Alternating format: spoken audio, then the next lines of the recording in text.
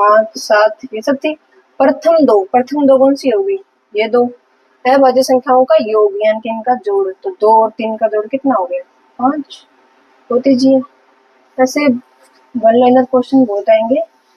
प्रथम अभाज्य, प्रथम भाज्य, प्रथम सम संख्याओं का योग, प्रथम दो प्राकृत संख्याओं का योग। उसके लिए हमारा कॉन्सेप्ट पहले क्लियर होना चाहिए कि वो संख्याएं होती क्या है। अब हमारे पास है,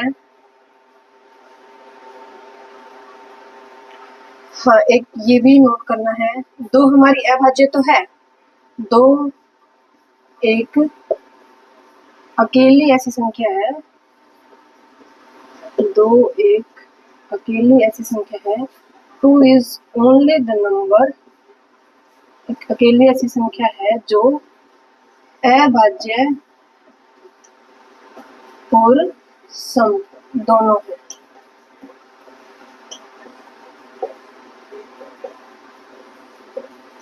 मतलब हमने देखा अभाज्य में सबसे छोटी भी क्या थी? 2। सम में भी सबसे छोटी क्या थी? 2।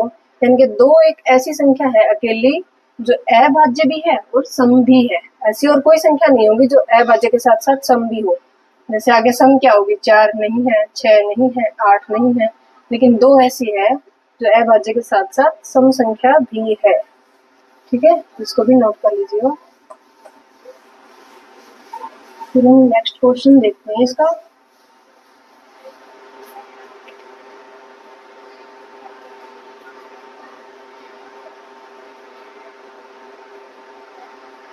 अब हमसे पूछ लिया दो लगातार विषम संख्याओं, दो लगातार विषम संख्याओं का अंतर। ये नहीं बोला प्रथम दो लगातार, कौन सी दो लगातार, इसमें ये बोल दिया बस दो लगातार विषम संख्याओं का अंतर बताना है। हम कोई भी दो लगातार ले लेते हैं। विषम संख्याएं कौन सी थी हमारी? 1, 3, 5, 7, 9, 11, 13, 15, 17, 21, 23। अब कोई भी दो ले लो, हम ये ले लेते हैं दो। इनका अंतर कितना है? 11 माइनस 9 2। हम ये दो ले लेते हैं, इनका भी अंतर कितना है? 2। ये दो ले लेते हैं, इनका भी अंतर कितना है? 2। कोई भी दो लगातार विषम संख्याएं उठा के देख लो, उनका अंतर कितना आएगा? 2 ही आएगा हमेशा ही। लगातार होनी चाहिए बस वो। अगर एक छोड़ के है, यानी कि अगर 3 छोड़ दे फिर इनका कितना हो जाता है? 4। अगर यहाँ से इनका देखें, इनका भी 4, इनका देखें, इनका भी 4। ये आपसे नहीं पूछा जाएगा, आपसे बस लगातार ही पूछेगा। लेकिन हमें याद रख, बस कंसेप्ट क्लियर होना चाहिए कि वो हमारे नंबर्स होते कौन से हैं। तो अगर हमें नंबर्स पता है, हम उनका डिफरेंस भी कर लेंगे, हम उनका सम भी कर लेंगे, हम उनकी मल्टीप्लाई भी कर लेंगे। ये भी पूछ सकता है दो विषम संख्याओं का गुणनफल हमेशा क्या होगा? एक विषम संख्या होगा या सम संख्या होगा? तो इनका गुणनफल भी हमेशा एक विषम संख्या ही होगा। दो विषम संख्याओं का गुणनफल हमेशा एक विषम संख्या ही देगा। जैसे 1 और 3 की गुणा 3, 5 और 3 की गुणा 15, 7 पंजा 35, 9 सत्ता 63, सारे क्या होंगी? विषम संख्याएं होंगी। यानी कि हमसे योग, अंतर, विषम, सम संख्याओं के पूछ सकता है, उनका गुणनफल भी पूछ सकता है। जैसे इनका अंतर 2 था, वैसे ही सम संख्याओं का अंतर भी 2 ही होता है। अब हम और क्वेश्चन के टाइप करते हैं। जैसे हमसे पूछ लिया 10 और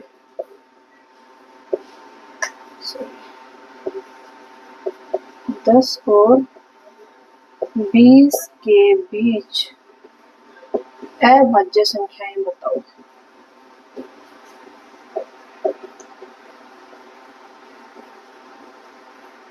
तो 10 और 20 के बीच मतलब 10 से बड़ी, 20 से छोटी। 10 से बड़ी विषम संख्या, सॉरी विषम नहीं, अभाज्य संख्याएं कौन सी है? 11 है, 13 है, 17 है और 19 है। 20 से छोटी है, 10 से बड़ी है। तो 10 और 20 के बीच कितनी होंगी? टोटल 4 अभाज्य संख्याएं होंगी। कौन सी है वो ऐसे लिख देंगे। यानी हमें बस पता होना चाहिए कि वो संख्याएं क्या है। हम किसी के भी बीच निकाल सकते हैं, 20 और 30 के बीच, 10 और 50 के बीच भी पूछ सकता है, या 1 से 100 तक की भी पूछ सकता है।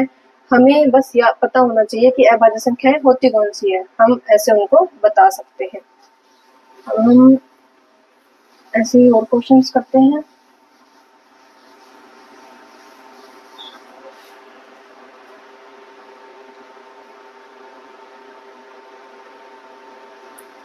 जैसे कि हमें ऑप्शन दे दिए 99, 97, 98, 96। हमसे बोल दिया दो अंक की बड़ी से बड़ी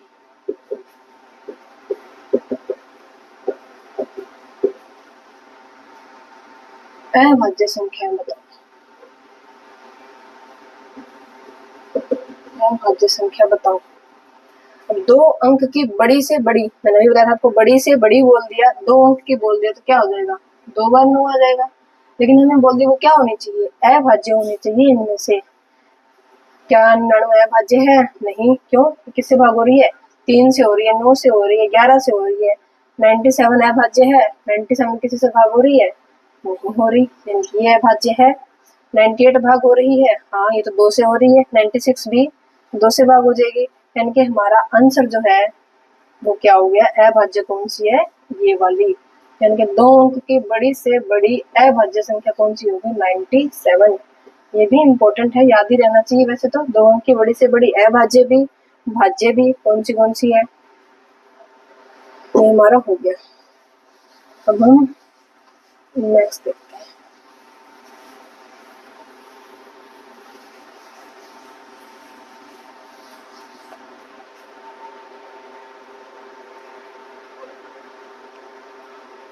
अब हमें दे दिया 3501 से बनी सबसे बड़ी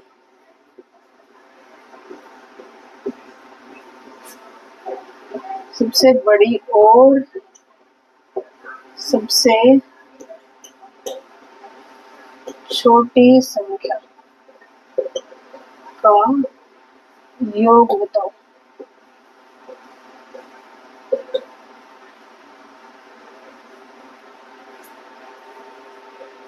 योग का योग।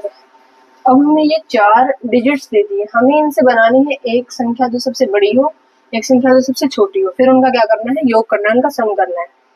अब हम पहले बनाते हैं सबसे बड़ी संख्या। सबसे बड़ी संख्या बनाने के लिए सबसे बड़ा डिजिट सबसे पहले लेंगे 5, फिर उससे छोटा 3, फिर अगर हम 0 1 लें या 5 3 1 0 लें, इनमें से बड़ा कौन सा है, ये वाला ही है, यानी कि ये तो हमारा छोटा हो जाएगा।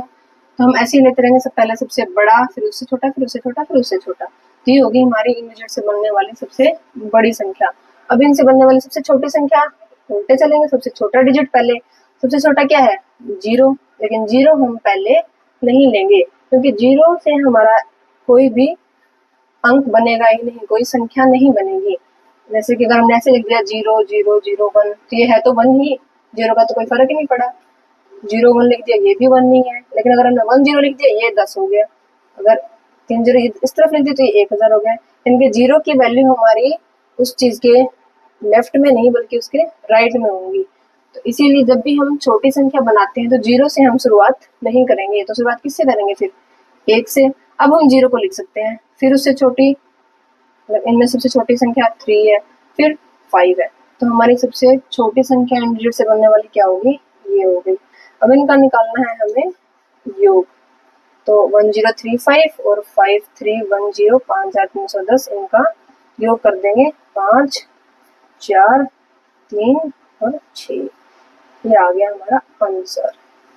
ऐसे ही हमें 4 डिजिट देके, 5 डिजिट देके, 3 2 उनकी सबसे बड़ी सबसे छोटी संख्या का योग, उनका अंतर भी पूछ सकते हैं। यहाँ पे इनका अंतर भी पूछ सकता था, तो हमें वो संख्या बनानी आनी चाहिए। हम उनका योग भी कर सकते हैं, हम उनका अंतर भी निकाल सकते हैं। यहीं पे इनका अंतर पूछ लिया होता तो बड़ी संख्या कौन सी है, 5310, छोटी कौन सी थी 1035। इनको सब्ट्रैक्ट कर दो, 10 में से 5 गए 5, 10 में से 3 गए 7, 2 5 में से गया 4, ये हो जाता है हमारा इनका अंतर। अब हम इससे नेक्स्ट क्वेश्चन देखते हैं।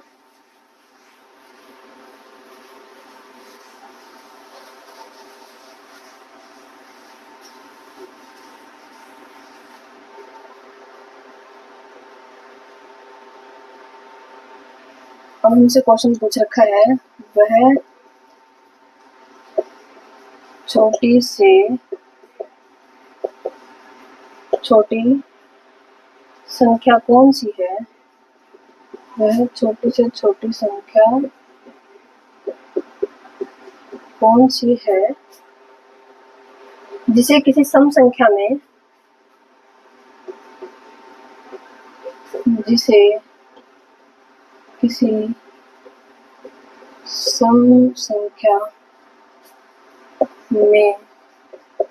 जोड़ने या घटाने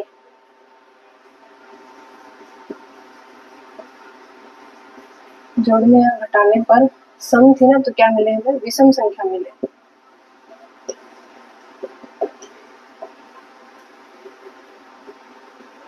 देखो बस स्टेटमेंट इतनी बड़ी है, सवाल एक लाइन का भी नहीं है। हमें क्या बोला है, वो छोटी से छोटी संख्या बतानी है जिसको किसी भी सम संख्या में या हम जोड़ दें या उसको घटा दें, एक विषम संख्या मिलनी चाहिए। कोई भी एक सम संख्या उठा लो, हमने 10 उठा ली, इसमें हम क्या जोड़े या क्या घटाएं कि हमें विषम संख्या मिल जाए। इसकी समवर्ती और पूर्ववर्ती हम दोनों वो लिख लेते हैं। इसकी पूर्ववर्ती कौन सा है, 9। इसके समवर्ती क्या है, 11। ये भी विषम है, ये भी विषम है, यानी क्या तो 10 में से एक घटा दो या 10 में एक जोड़ दो, दोनों क्या है, विषम संख्या ही है। कोई और ले लो, 15 सम लेनी है, 18 ले लो। 18 में से अगर एक घटाते हैं 17, अगर एक जोड़ते हैं 19, ये भी विषम है, ये भी विषम है, और ये ही सबसे छोटी है। अगर जीरो को तो जोड़ने घटाने से कोई फर्क ही नहीं पड़ेगा, दो को जोड़ने से तो सम ही आएगी। यानी कि वो छोटी से छोटी संख्या कौन सी हुई, 1 हुई वो हमारी, जिसको जोड़ने और घटाने से हमें विषम संख्या मिलेगी। यहीं पे अगर यहाँ पे हम विषम कर दें तो भी सेम ही आंसर बनेगा। जैसे अगर 17 में एक घटाएं 16, एक जोड़े 18, ये भी सम है, ये भी सम है। यानी कि उसके अगर हमें उल्टी वाली प्राप्त करनी है, सम से विषम प्राप्त करनी है, विषम से सम प्राप्त करनी है, तो हम एक को घटा देंगे या एक को जोड़ देंगे तो हमें वो संख्याएं प्राप्त हो जाएंगी। यहाँ पे हमसे सम पूछा था विषम के लिए सम का भी पूछ सकता है। ये सेम क्वेश्चंस हैं, बस इनमें कंफ्यूजन रहती है बच्चों को, जो हमें नहीं करनी।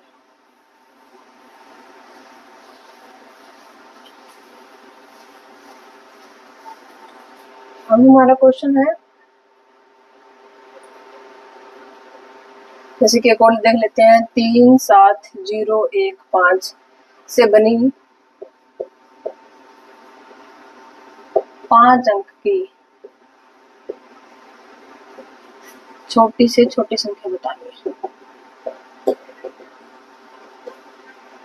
5 अंक की छोटी से छोटी, अब 5 अंक की बनानी है, शुरू में जीरो नहीं ले सकते, शुरू में जीरो ले ली तो 4 अंक की हो जाएगी। तो 5 अंक की छोटी से छोटी, सबसे पहले क्या लेंगे, एक के बाद क्या लेंगे, 0, फिर उससे बड़ा 3, फिर 5 और फिर 7, तो ये बन गई हमारी 5 अंक की छोटी से छोटी। अगर इसी में बोल देता 5 अंक की बड़ी से बड़ी, सबसे पहले बड़ा अंक ले लेते हैं 7, फिर 5, फिर 3, फिर 1, फिर 0। यानी कि ऐसे हम कोई भी बड़ी से बड़ी संख्या और कोई भी छोटी से छोटी संख्या 4 अंक की, 5 अंक की, जितने हमें दे रखे हैं उनसे बना सकते हैं।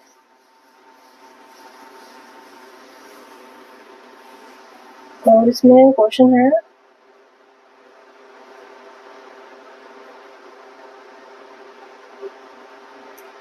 इस प्रकार के क्वेश्चन भी आते हैं। जैसे हमें दे रखा है 43,062,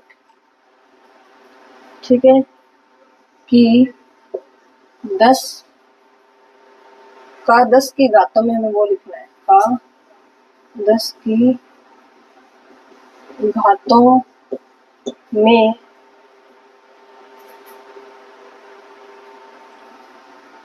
कौन सा रूट होगा।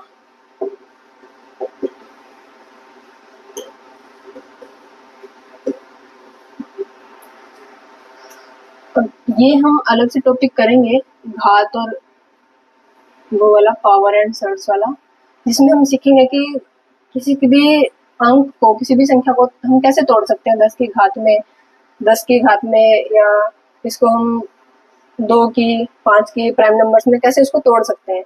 यहाँ पे हम इसको लिखना है कि कैसे हम इसको तोड़ के लिख सकते हैं। तो पहले हम इसको तोड़ना आना चाहिए। ये है 43,062, सबसे पहले हम इसको क्या लिख सकते हैं, 4 का स्थानीय मान क्या होगा, 4 जीरो यानी कि 40,000, 3 का क्या होगा, 3,000, 0 का कुछ नहीं है, 0 0 0, 6 का 60, 2 का 2, यानी कि ऐसे इनको जोड़ेंगे तो ये हमारा बनेगा। अब हम इसको कैसे लिख सकते हैं 40,000 को, इसको हम लिख सकते हैं 4 गुणा 10 की पावर, जितनी जीरो उतनी पावर 4। क्यों? 10 की पावर 4 का मतलब क्या है, 10 के 4 बार गुणा। अगर हम 10 की 4 बार गुणा कर दें तो क्या आएगा, 10 की 100, 10 की और 10 की गुणा 100, यानी कि 1 2 3 4 जीरो, 4 जीरो ही तो थी, तो 10 की पावर हमने 4 लिख दिया। ऐसे ही यहाँ पे 3000 है तो हम क्या लिख सकते हैं, इसको 3 गुणा 10 की पावर, इसको 3 लिख सकते हैं। जीरो को हमें कुछ नहीं करना। 60 को हम क्या लिख सकते हैं, 6 गुणा 10 लिख सकते हैं। 2 को 2 गुणा अगर लिखना है तो 10 की पावर 0 लिख दो, क्योंकि 10 की पावर 0 भी बताया था कि 1 होता है। तो अब हम इसको पूरे इस संख्या को कैसे लिख सकते हैं कि 4 गुणा 10 की पावर 4, 40,000 हो गया, प्लस 3 गुणा 10 की पावर 3, 3,000 हो गया, प्लस 0 अगर लिखना है तो गुणा 10 की पावर 2, और प्लस में 6 गुणा 10 प्लस 2 गुणा 10 की पावर 0, यानी कि 10 की पावर 0 से शुरू हुई थी, 0 1 2 3 4, यहाँ पे जो था हमारा 4 3 0 6 2।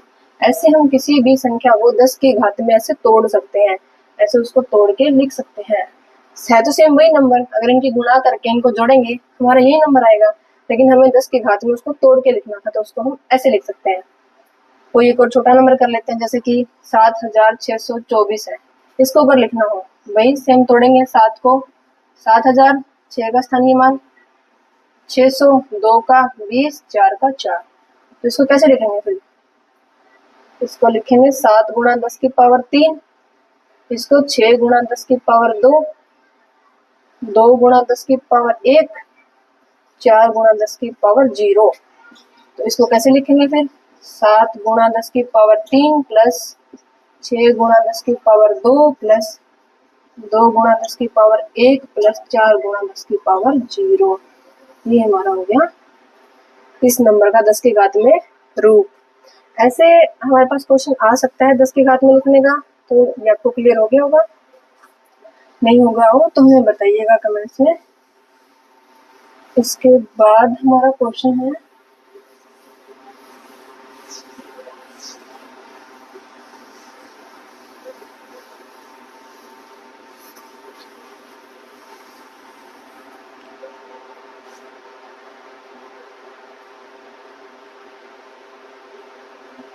जैसे हमें बोल दिया 16,540 की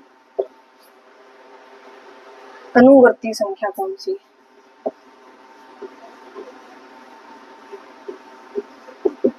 हम बोलेंगे हमने तो पूर्ववर्ती और समवर्ती किया था, तो अनुवर्ती का मतलब क्या होता है, अनुवर्ती का मतलब वही होता है जो समवर्ती का मतलब होता है, यानी कि उसके आगे वाली बाद वाली संख्या,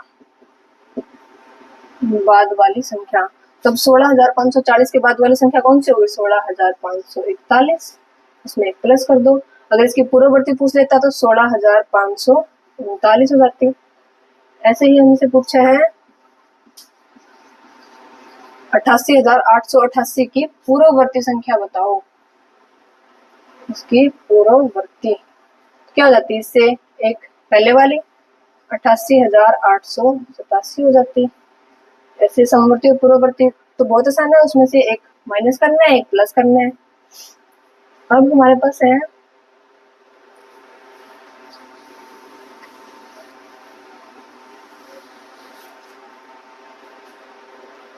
50 और 90 के बीच सभी अभाज्य संख्याओं का हमसे योग पूछा है, तो हमें पहले ये निकालना होगा कि 50 और 90 के बीच कितनी अभाज्य संख्याएं हैं, फिर हमें उनका क्या करना है, योग करना है, यानी कि 50 से बड़ी 90 से छोटी। देखते हैं 50 से बड़ी 51 नहीं है, 52 नहीं है, 53 है सबसे पहले, उसके बाद 54 नहीं है, 55 नहीं है, 56 नहीं है, 57 नहीं है, 3 से भाग हो रही है, 58 नहीं है, 59 है, 60 नहीं है, 61 है, 62 नहीं है, 63 नहीं है, 64 भी नहीं है, 65 भी नहीं है। उसके बाद कौन सी आएगी, 67, उसके बाद कौन सी आएगी, 71, उसके बाद 73, उसके बाद 89, उसके बाद 83, और उसके बाद 89।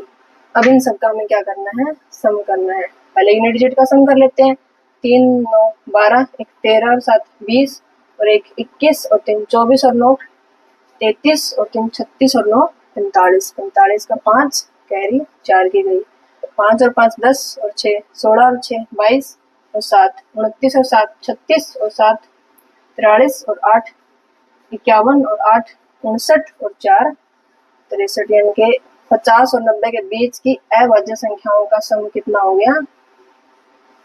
635। अब हमने क्वेश्चंस कर लिए इस पे बहुत सारे। अब हम नेक्स्ट वीडियो में करेंगे इसका डिविजिबिलिटी रूल, उस पे बहुत सारे क्वेश्चंस करेंगे। आपको कैसी लगी ये वीडियो हमें कमेंट करके जरूर बताइएगा, और अगर आपने अभी तक हमारे चैनल को सब्सक्राइब नहीं किया है तो जरूर कीजिएगा। Thank you.